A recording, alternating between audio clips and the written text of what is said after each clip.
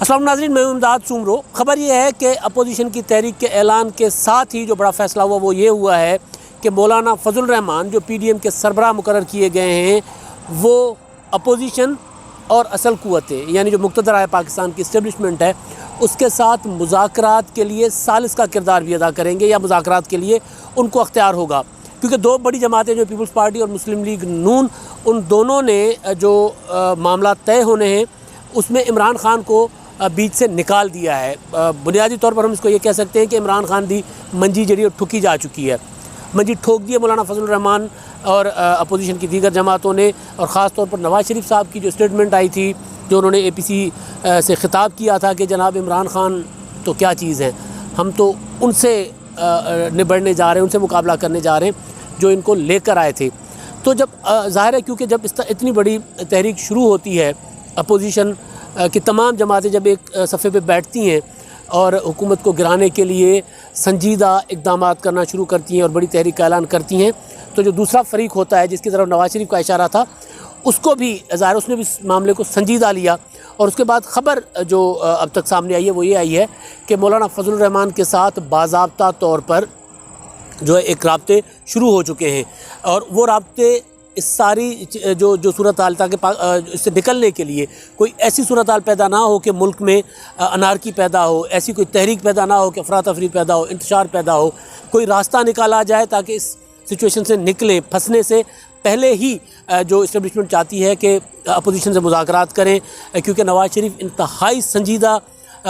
और aggressive mood में हैं। पीपल्स पार्टी के लिए भी कहा जा रहा था कि वो डील करेगी, वो भी किसी किस्म की डील करने को तैयार नहीं है। तो फिर बेहतर ये समझा गया है कि जनाब मौलाना फ़ज़ल रहमान साहब जो दरमियान में हैं, दोनों के साथ उनके राब्ते भी होते हैं, यानी पीपल्स पार्टी के साथ भी उनके बेहतरीन राब्ते हैं, नवाज़ शरीफ के साथ भी उसका दोस्ताना है, तो उनको इंगेज किया जाए। और इन दोनों फ़रीक़ैन यानी पीपल्स पार्टी और मुस्लिम लीग नून और दीगर जमातों ने भी मौलाना फ़ज़ल रहमान को आगे किया, इसी वजह से उनको इत्तेहाद की सरबराही मिली। और आपको याद होगा कि जब नवाज़ शरीफ साहब बाहर गए थे तो उससे पहले मौलाना फ़ज़ल रहमान ही थे जो उनको जेल से अस्पताल और हस्पताल से लंदन भेजने में जो कामयाब हुए थे। और वो हुआ था उनका धरना। जो लोग कहते हैं कि मौलाना साहब का धरना नाकाम हुआ था, बेसिकली वो M कॉमिक की जन्नत में रहते थे, चाहे वो हुकूमत हो या फिर जो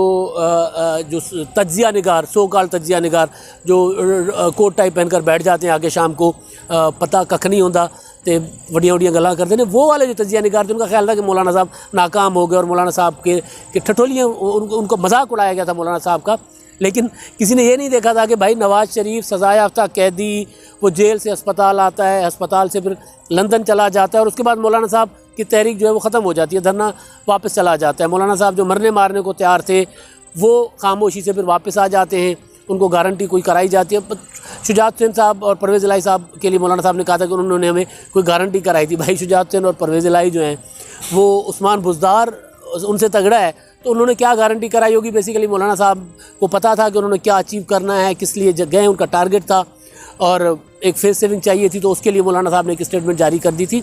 तब भी मौलाना साहब कामयाब लौटे थे। और अब जब मौलाना साहब PDM के सरबराह बने, APDM भी हुआ करता था माजी में, इसलिए APDM ज़बान पर आ गया,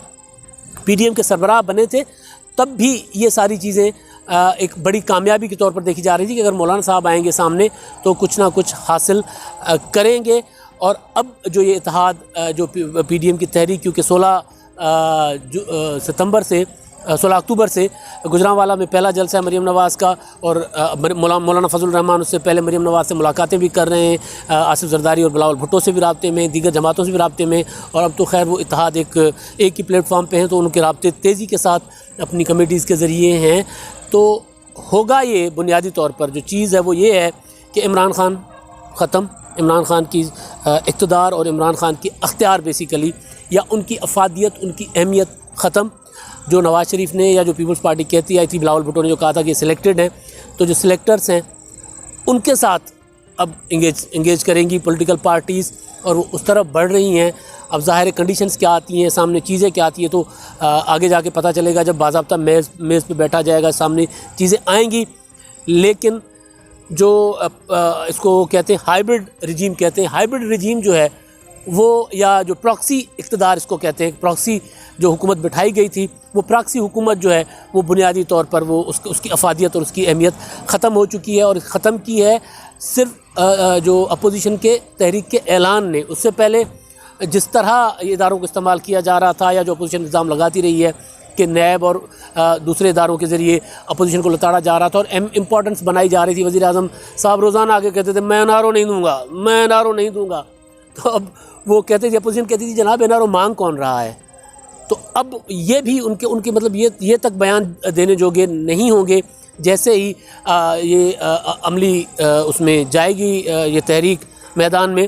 تو مولانا صاحب کیونکہ پہلے بھی ان کی منجی ٹھوک چکے ہیں، اور اب جو پی ڈی ایم کی جو تحریک کا آغاز ہوگا تو صاف نظر آئے گا کہ حکومت جو ہے وہ کٹ پتلی ہے، وہ بیٹھی ہے اقتدار میں، اس کے پاس کچھ بھی نہیں ہے، یہاں تک کہ وہ مطلب کیا اپوزیشن کی اس تحریک کے ساتھ عمران خان صاحب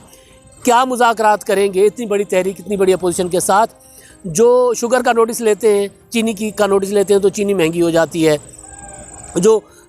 گندم کی جو وہ بحران کا نوٹس لیتے ہیں تو گندم کا بحران مزید سخت ہو جاتا ہے، جن کے پاس ایک کاغذ ادھر سے ادھر کرنے کا اختیار نہ ہو، ظاہر ہے وہ اتنی بڑی تحریک کے ساتھ نہیں مذاکرات کر سکتے، اور نہ ہی اپوزیشن کا ٹارگٹ عمران خان کے ساتھ مذاکرات ہے۔ عمران خان غیر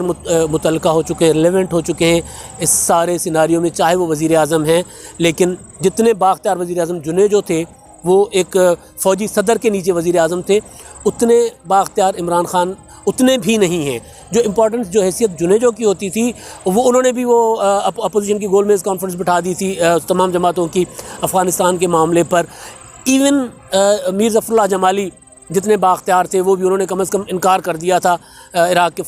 میں فوج بھیجنے کے معاملے پر، وہ ڈٹ گئے تھے، یا جو بھی ان کا اصول تھا، اصولی موقف تھا بلوچستان کے ایشوز پر۔ تو خان صاحب کی تو وہ بھی حیثیت نہیں تھی، لیکن اب جو باقی جو بظاہر نظر آتی تھی کہ وہ وزیر اعظم ہے،